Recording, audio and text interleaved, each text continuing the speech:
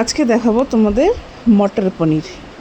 তো তোমরা সবাই নিশ্চয়ই এটা জানো, তাও আমি ভাবলাম আমি যেভাবে করেছি তোমাদের দেখাই। প্রথমেই দেখলে তেলের মধ্যে টমেটো আর কাজু বাদাম আমি একটুখানি ভেজে নিয়েছি, আর এদিকে পনিরটা কেটে গরম জলের মধ্যে দিয়ে রেখেছি। আর এখানে বেটে নিয়েছি আদা আর রসুনের পেস্ট, আর পেঁয়াজটাকে নিয়েছি ঝিরিঝিরি করে কুচিয়ে। তারপর কড়াইয়ের মধ্যে তেল দিয়ে দিলাম। দেখতেই পেয়েছো কতটা আমি তেল দিয়েছি। তো তেলের মধ্যে দিয়ে দিলাম জিরে ফোড়ন এবং পেঁয়াজটা দিয়ে খুব ভালোভাবে ভেজে নেবো। ভালোভাবে ইন দ্য সেন্স লাল লাল মতো করে ভাজা হয়ে গেছে। এবার দিয়ে দিচ্ছি আদা আর রসুনের পেস্টটা, দেখতেই পাচ্ছ। এবার এটা দিয়েও একটু খুব ভালো করে কষাবো এবং তার মধ্যে দিয়ে দেবো কুচনো কাঁচা লঙ্কা ঝালের জন্যে।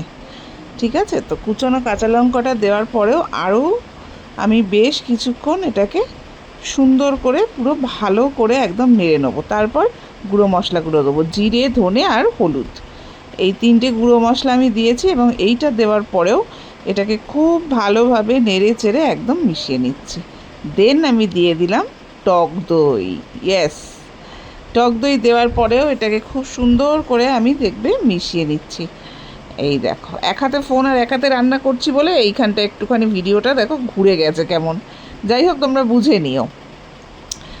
দেন তারপর এটা যখন খুব ভালোভাবে কষে যাবে তখন আমি দিয়ে দিয়েছি কিন্তু মটরশুঁটি। দেখতেই পাচ্ছ, আমি বলেছিলাম মটর পনির, তো ওই জন্য মটরশুঁটিটা একটু বেশি পরিমাণেই দিলাম। দিয়ে এটাকে খুব ভালোভাবে নেড়ে চেড়ে আমি নেব। তারপর দেবো হচ্ছে ওই যে কাঁচা টমেটো আর কাজু বাদাম বেটে রেখেছিলাম, সেটার একটা পেস্ট বানিয়েছি, আর সেই পেস্টটাই আমি এবার দিয়ে দেবো। দেখতে পাচ্ছ তো কীরকম হয়েছে, কাইটা থকথকে মতো একদম গাঢ়। তো এইবার দিয়ে এটাকে ভালোভাবে নেড়ে চেড়ে পরিমাণ মতো নুন দিলাম যতটুকু দরকার, আর দিয়ে দিলাম হচ্ছে স্বাদ মতো চিনি। দেখতেই পাচ্ছ, একটু মিষ্টি দিতে হয়, পনিরে ভাল লাগে। আর দিয়ে দিয়েছি পরিমাণ মতো জল, যতটুকু আমি জল রাখবো বলে মনে করব ততটুকুই দিয়েছি। আর দিয়েছি কিন্তু কসুরি মেথি। এই দেখো, কসুরি মেথিটা দিয়ে দিয়েছি, এতে স্বাদটা কিন্তু ভীষণ ভালো হয়।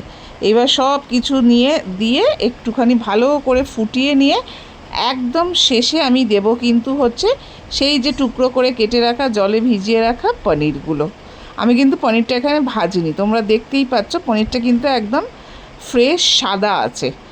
তো এইবার দিয়ে দিলাম ওটা, দিয়ে একটুখানি এটাকে ফুটানোর পর আমি দিয়ে দিচ্ছি নামানোর আগে গরম মশলা, আর এর সাথে অ্যাড করব কিন্তু কুচানো ধনেপাতা। তো আমার মটর পনির কিন্তু একদম রেডি।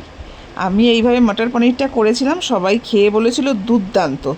তো তোমরাও একবার বাড়িতে কিন্তু এটা ট্রাই করো, আর ট্রাই করে কিন্তু আমাকে অবশ্যই তোমরা কিন্তু জানাবে যে কেমন তোমাদের লাগলো। ঠিক আছে, আর আমার মটর পনিরের রেসিপিটাও তোমাদের কেমন লাগলো সেটা কিন্তু অবশ্যই তোমরা কমেন্টসের মাধ্যমে আমাকে জানিও। চলো, আজকের ভিডিওটা এখানেই শেষ করছি। টাটা।